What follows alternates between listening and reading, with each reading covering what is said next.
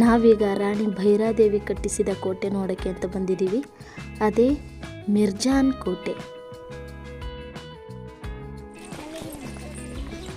ಮಿರ್ಜಾ ಫೋರ್ಟ್ಗೆ ಹೋಗ್ತಾ ಇದ್ದೀವಿ.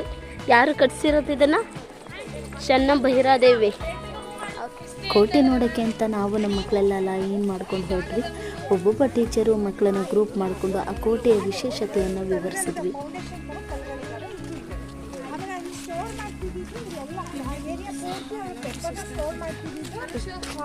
ನೆಲದಲ್ಲಿ ಬಾವಿ ಥರ ತೆಗೆದು ಅದನ್ನು ಸ್ಟೋರ್ ಮಾಡ್ತಾ ಇದ್ಲು. ಅದಿದೆ.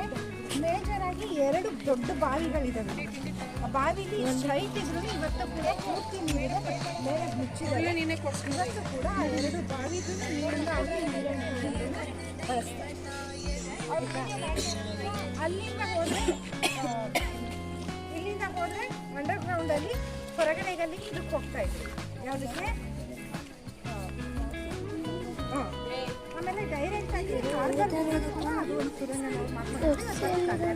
ಬನ್ನಿ ಹೇಗಿದೆ ಅಂತ ನೋಡೋಣ. ಇಲ್ಲೇ ಒಂದು ದೇವಸ್ಥಾನ ಇದೆ, ತುಂಬಾ ಚೆನ್ನಾಗಿದೆ. ಅದರ ಸುತ್ತ ಒಂದು ಕಟ್ಟೆ, ಅದ್ರ ಪಕ್ಕದಲ್ಲಿ ಒಂದು ಚಿಕ್ಕ ಚಿಕ್ಕ ಗೋಡೆ ಇರುವಂಥದ್ದು. ಆ ಗೋಡೆ ಮೇಲೆ ಮಕ್ಕಳನ್ನು ಕೂರಿಸಿ ಫೋಟೋ ತೆಗೆದು ತುಂಬಾ ಚೆನ್ನಾಗಿತ್ತು.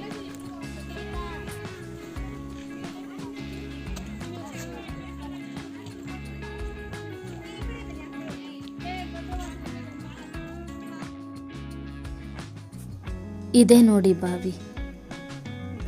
ಹಾಗೆ ನೋಡ್ಕೊಂಡು ಬರೋಣ. ಈ ಬಾವಿನಲ್ಲೇ ಮೆಣಸನ್ನು ಇಡ್ತಾ ಇದ್ರು. ತುಂಬಾನೇ ಆಳವಾಗಿದೆ ಈ ಬಾವಿ. ನೋಡ್ತಿದ್ರೇನೆ ಭಯ ಆಗ್ತಿದೆ.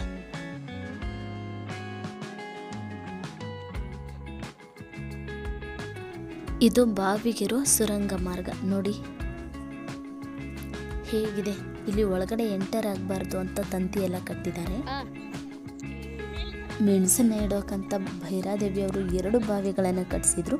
ಅದರಲ್ಲಿ ಒಂದನ್ನು ನೋಡಿದ್ವಿ, ಇನ್ನೊಂದು ನೋಡೋಣ ಬನ್ನಿ. ಇದೇ ಆ ಬಾವಿ. ನಮ್ಮ ಮಕ್ಕಳು ಹಳ್ಳಿಯವರಾದ್ರಿಂದ ಅವರ ಭಾಷೆಯ ಶೈಲಿಯೇ ಒಂದು ವಿಭಿನ್ನ.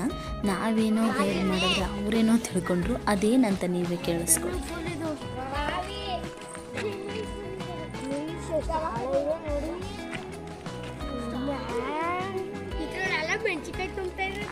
ಮೆಣಸು.